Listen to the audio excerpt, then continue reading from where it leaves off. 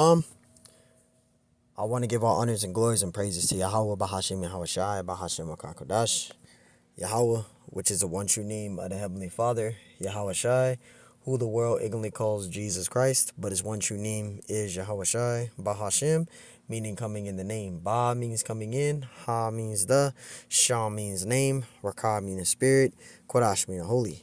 Peace, blessings, salutations to the hopeful elect, and shalom to you sincere brothers that are scattered abroad. Pushing forth this word in truth and sincerity. And shalom to you sincere sisters that are listening in silence as the scriptures command you to do so. I am the brother Mashiach Razakah, and pretty much this lesson is going to be titled as Dreadlocks are a heathen custom. Now, I'm titling this lesson as this is because you still got Israelites out there that are still teaching and believing that when you go to Numbers 6 and 5 and you read Judges 16:13, that's referring to Samson having dreadlocks. And that's not what those scriptures is referring to. Dreadlocks is a heathen custom. The Elamites, that's their custom, which they worship their god Shiva, right? Those so-called Indonesians, which are the Elamites today. Okay, they participate in worshiping Shiva. And when they have those, they call them Jeddas, right? Those are a heathen custom. Samson didn't have dreads; he had braids, and we're gonna prove that in this lesson because you still got this deception going on where these Jakes, I call them Rastafarian Israelites. They believe that Samson had dreadlocks, right? Because he kept the Nazarite vow, right? Which dreads is not keeping a Nazarite vow. Dreadlocks is a heathen custom. All right. Now you had other prophets that did keep the Nazarite vow, which was having braids. John the Baptist, he was keeping the Nazarite vow, right? You had John the Baptist, you had Samson, and then there was another prophet. I always forget the other prophet. So you have prophets that did keep the Nazarite vow, but in this present time today, it's going to be hard for you to keep the Nazarite vow, and that's having plaits, braids, okay? Having plaits and braids. It wasn't talking about dreadlocks. So that's what this lesson is going to be on. We're going to edify through the spirit and power of Yahweh Bashima Shai. And, Lord willing, this lesson is edifying out there. So for you Jakes out there, dreadlocks is not an Israelite custom. It's a heathen custom. It has nothing to do with being an Israelite. None of that stuff. So let's get started. Now, we're going to read in the NLT to make it more simpler, right? So let's get to it. Numbers 16, Numbers 6, chapter 6 and verse 1, and we're going to read down. It says, then the Lord said to Moses, give the following instructions to the people of Israel. If any man, it says if any of the people, either men or women, take the special vow of a Nazarite, right? When you go into the meaning of that word Nazarite there, it goes into the meaning of consecrated, right? To be separate, consecrated, right? That's what a Nazarite is, keeping a Nazarite vow, right? So when you go to Nazarite, it goes into H5139, right? And it says Nazir, that's the Hebrew word, which is Nazar, right? Consecrated or devoted one, right? It says Nazarite, right? Consecrated one, devoted Nazarite, untrimmed vine, right? And when you look down of KJV translation count, it says separate 2 times, Nazarite 12 times. So that word Nazarite, it means consecrated, to be separate. You see that? It says Strong's definition, Nazir, right? Or Nazir, right? H5144, separate, consecrated, as Prince a Nazarite. Hence, figuratively, from a ladder, an unpruned vine, like an uncerned Nazarite. See? Nazarite, by a false alteration with Nazareth. Separate. So that word Nazarite there, it means to be consecrated or to be separate. That's what it means. So when you keep in a Nazarite vow, that's a spiritual bond that you're having with the Lord Yahweh. Okay? So to keep a Nazarite vow is very hard in this time to do. You can't keep a Nazarite vow, right? Because with a Nazarite vow, you can't eat anything of the vine tree. You can't eat tomatoes, grapes, raisins. You can't drink any wine. You can't do any of that. You can't be around dead bodies. None of that when you have a Nazarite vow, right? It says setting themselves apart to the Lord in a spiritual way, right? That's a strong spiritual bond that you're having with the Lord when you keep in a Nazarite vow. It's hard to keep a Nazarite vow. Verse 3, it says they must give up wine, you see, other alcohol drinks. You can't drink any wine, alcohol, any of that with a Nazarite vow, right? It says they must not use vinegar. You can't consume vinegar made from wine, right? Or from other alcoholic drinks. They must not drink fresh grape juice. So you can't eat grapes, tomatoes, anything of the vine tree with a Nazarite vow, right? It says, and they must not eat grapes or raisins. See, so you can't eat any tomatoes, grape, raisins. You can't eat anything with the vine tree, right? It says, verse 4, it says, as long as they are bound by their Nazarite vow, right, they are not allowed to eat or drink anything that comes from the grapevine, right? Not even the grape seeds or skins. See, so you can't eat anything of the vine tree with a Nazarite vow. You can't eat tomatoes, grapes, raisins. You can't drink wine. You can't drink anything. You can't drink any alcoholic beverages. None of that with a Nazarite vow, right? So it's going to be hard for you to keep that. If you keep in a Nazarite vow, it's going to be hard for you to keep that. Verse 5, it says they must never cut their hair throughout the time of their vow, for they are holy and set apart to the Lord. You see that? Because remember, we went into the meaning of Nazarite there. It means to be consecrated or separate, right? That's a spiritual bond with the Lord when you keep in a Nazarite vow. It says until the time of their vow has been fulfilled. It says they must let their hair grow long. You see that? And that's not talking about dreadlocks. That's talking about having long braids, long hair. Samson had cornrows. He had plaits. He had braids. He didn't have no dreads. Okay. Verse 6, and they must not go near any dead body during their entire period of their vow to the Lord. See, so you can't, if you lost a relative, you can't even go to the funeral. And this present time now is considered a funeral. You can't be near any dead bodies or any of that with a Nazarite vow. And you see a lot of these dudes, this example, a lot of these dudes that have, you know, just saying if dreadlocks was a Nazarite vow, you got a lot of dudes that go to these funerals. They have dreadlocks and all that. If you was keeping a Nazarite vow, you're not supposed to even go to that. Even if dreads were a Nazarite vow, which dreadlocks are not a Nazarite vow. But even if it was a Nazarite vow, you're not supposed to be going to no funerals or be around any dead bodies, man. Right? The scriptures clearly said that. But that shows you there, right? A Nazarite vow, you just giving an example, you can't go to no funerals. You wouldn't be able to eat any tomatoes, grapes, anything of the vine tree. You can't do any of that with a Nazarite vow, right? It's going to be hard for you to keep that vow. Verse 7, it says, even if the dead person is their own father, mother, brother, or sister, they must not defile themselves, for the hair on their head is the symbol of their separation to the Most High. You see that? So if you lost your father, your mother, your sister, you couldn't even go to their funeral. You can't be around no dead bodies. That would be defiling your vow with the Lord, and you will have to cut all your hair off. You see that? Verse 8, it says the requirement applies as long as they are set apart to the Lord. So that's the main part of a Nazarite vow. When you keep in a Nazarite vow, right, you're having a strong spiritual bond with the Lord. So you can't defile your Nazarite vow. You can't eat any tomatoes, grapes. You can't eat anything of the vine tree, or you can't drink any wine or alcohol beverages. See, so my question is to you, if you jakes out there that's supposed to be keeping the Nazarite vow, how are you able to keep the Passover? Because you have to drink wine. You have to drink wine. So you would have to cut your hair for the Passover. You have to cut your hair every year.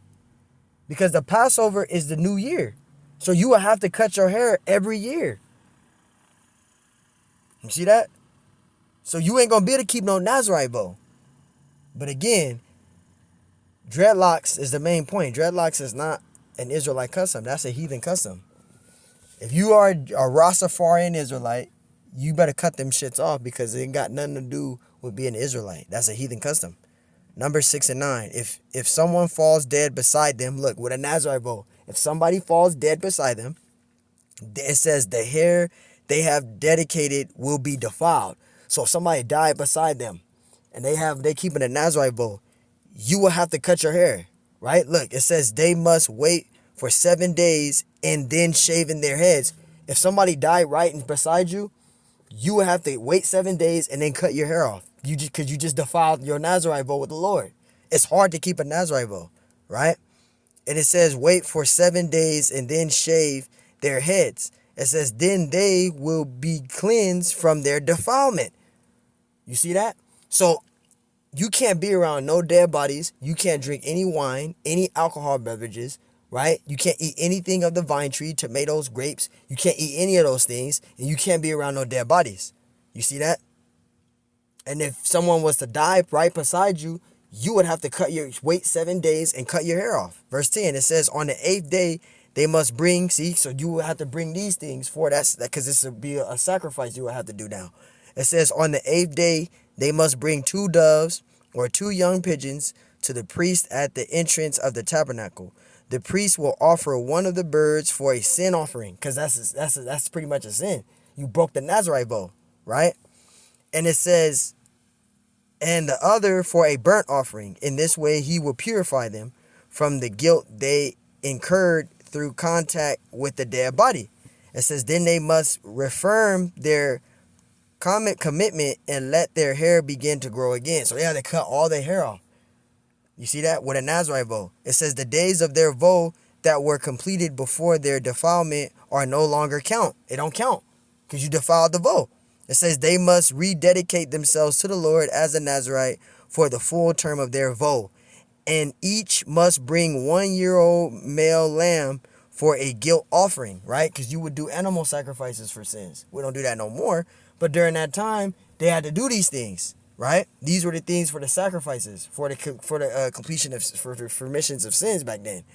We don't have to do animal sacrifices now. We're able to repent through Yahweh's blood because he was our lamb. He was our sacrifice, right? Verse 13, and it says this is the ritual law for Nazarites. At the conclusion of their time of separation as Nazarites, they must each go to each of the tabernacle, right? Verse 14, and offer their sacrifices to the Lord, and 1-year-old lamb without defect for a burnt offering, and 1-year-old female lamb without defect for a sin offering, a ram without defect for a peace offering. It says a basket of bread made without yeast, cakes, choice flour mixed with olive oil, and wafer spread with olive oil along their prescribed grain offerings and liquid offerings. The priest will present these offerings before the Lord. It says first the sin offering and the burnt offering, then the ram for a peace offering, along with basket or bread made without yeast. The priest must also present the praised grain. Salakia. This is Numbers. I started at number 16 because I forgot where I last read. Numbers 6 and 16. It says the priest will present these offerings before the Lord. First the sin offering and the burnt offering. Verse 17. Then the ram for a peace offering along with the basket of bread made without yeast.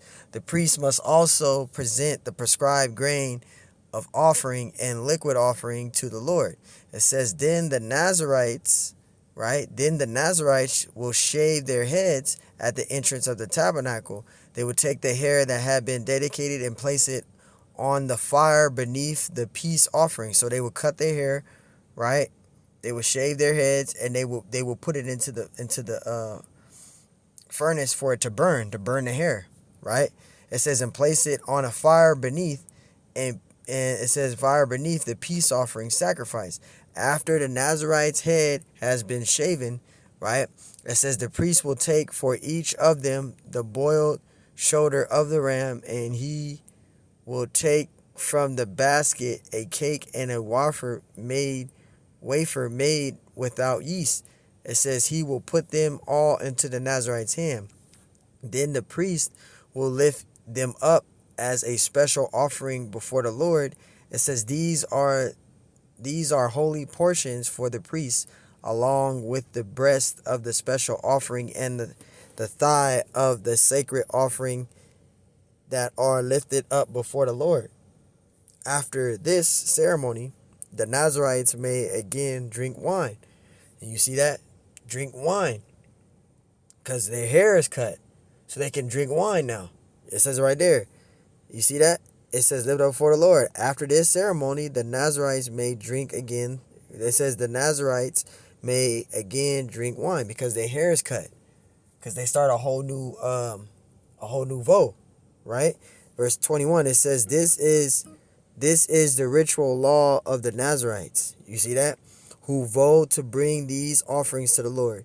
They may also bring additional offerings if they can afford it, right? And they must be careful to do whatever they vowed when they set themselves apart as Nazarites. So that's the Nazarite vow. See, you see all those instructions and regulations that we had and codified laws that we had to follow just in that Nazarite vow. It's hard to keep a Nazarite vow. Let's go to Judges. Judges 16, right? And verse 13. So now you guys should understand what a Nazarite vow is and what's the importance of the reason of a Nazarite vow. It ain't got nothing to do with having Rastafarian dreads. That shit is a heathen custom. The Elamites do that. They worship Shiva, right? They call them Jettas, right? So if you got dreadlocks, you better cut them bitches because it's not an Israelite custom. Now I'm gonna prove to you that dreadlocks is not an Israelite custom. All right, and let me go back to Numbers real quick. Numbers 6 and 5. It says, this is the scripture that they read, that they must never cut their hair throughout the time of their vow, for they are holy and set apart to the Lord until the time of their vow has been fulfilled. They must let their hair grow. Now, when you go into the I'm in the NLT. So when you go to the King James version, right?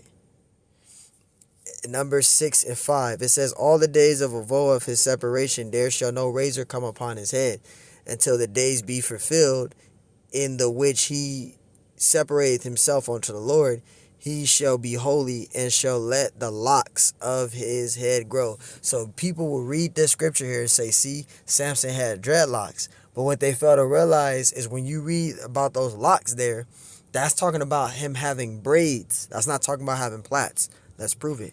When we go to Judges 16 and 13, right? Listen to this. And we're going to go into the meaning of that word lock there. It's going to prove that it's talking about plaits, braids. It's not talking about no damn dread. See, a dread, you could lock it, but you can't unlock it. A braid or a plait, you can lock it and unlock it. A dread, you can lock it, but you can't unlock it. You're going to have to literally cut that shit out of your head. A braid, you can lock it, you can form a lock when you're braiding it, and you can unlock it. That's what it's talking about. When it says locks, it's talking about braids. Let's prove it. Judges 16:13. And Delilah said unto Samson, hitherto thou hast mocked me and told me lies. Tell me wherewith thou madest be bound. And he said unto her, if thou weavest the 7 locks, see, thou weavest the 7 locks of my head with the web. And when you go into the meaning of that word locks there, right, it goes into H4253, which is malapa, right? Malapa, which means what? Braid, lock, plait, because a braid is a lock. When you braid somebody's hair, you're locking it. When them braids get worn out, you got new growth, you unlock them braids that you previously braided. You unlock them by what? Using the comb and combing through those locks and unlocking them, right? With a dread, it'll lock, but you can't unlock it. You can't unlock it. You're going to have to cut them out, man. Literally. It says braid, lock, plait. A plait. You see that? A plait.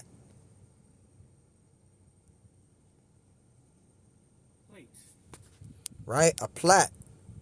You see that? A single length of hair or other flexible material made up of 3 or more interlaced strands, a braid.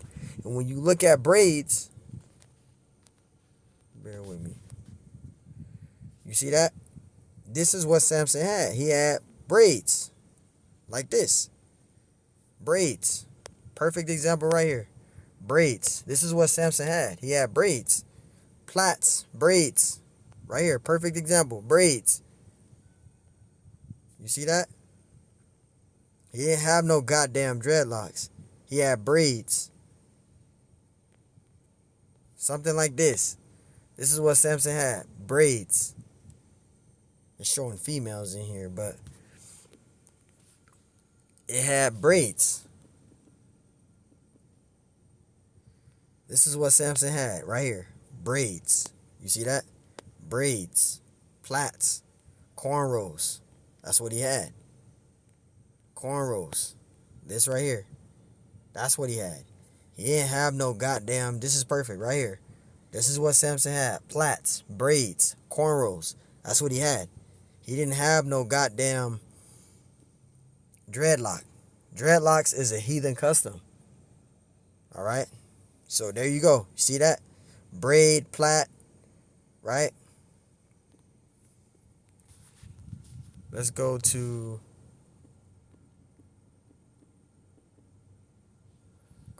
entomology. Plait, right? Let's get it.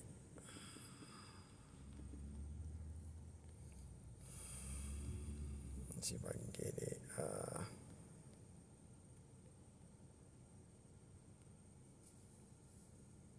You see that? Entomology of plait. You see that? It says to fold something, gather in pleats, double in narrow strips, also to braid or weave. You see that? So Samson had plaits, braids. He didn't have no damn dreadlocks. Okay, that dreadlock shit, that goes back to the Elamites, Hinduism, Shiva. That's where dreads come from. That's where it originates from. It is not an Israelite custom. There's a video on it. I just shared that. Brothers didn't put that video up. I'm not putting that video up today. You should be edified with these scriptures. And if you're a Jake, a Rastafarian Israelite, to believe that dreads or Nazarite vote and all that, go ahead. But you're going to be destroyed by the Lord. Because we told you that dreads is a heathen custom. It's not an Israelite custom. You want to keep that long-ass, dirty-ass hair that's filled with dirt. It's compacted. When you have dreads, you have to literally sit under a dryer for about 7-8 hours. If your hair don't dry all the way, it gets mold. When you wash it, you can wash your hair a gang of times with dreads, and that shit, dirt just keeps coming out. Dreadlocks is the most dirtiest hairstyle in the world. You can use the damn baking soda, the apple cider vinegar, the sea salt. I already know about all that because I used to have dreads before I came into the truth. I grew it for like 2 years. It is not an Israelite custom, man. It's a heathen custom. All right? It's hard to manage. Trust me, you can wash your hair a gang of times. Dirt still comes out. And if you don't dry your hair all the way with that shit, it begins to get mold and etc. With plaits or braids, your hair won't do all that. You won't do all that. Right? With braids, you can just take that shit out. And then once you take that shit out, man, you can wash your hair, and that's that with a braid. A dread, you fucking wash your hair, that shit is sitting wet for a long time, man. Alright, it's sitting wet, mold, etc. It's not an Israelite custom, man. So, hey, I'm not going to ramble with this. Lord willing, you was edifying, man. On to the next one. Shalom.